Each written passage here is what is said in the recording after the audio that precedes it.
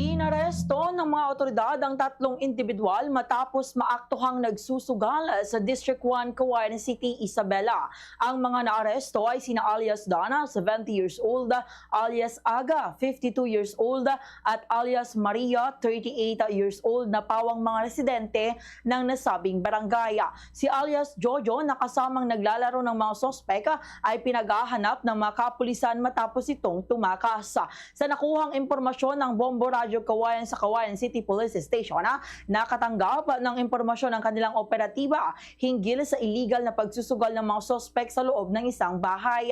Agad namang nagtungo sa lugar ang mga kapulisan upang beripikahin ang impormasyon at dito nila naaktuhan ang mga sospek na naglalaro ng sugal na pipito.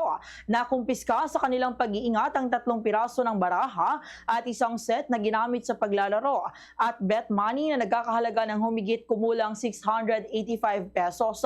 Sa ngayon ay nasa kustodiya na ng pulisya ang 3 sa mga ito at mahaharapa sa kasong paglabag sa Presidential Decree 1602 o Illegal Gambling Law. Fast sa Radyo Bombo!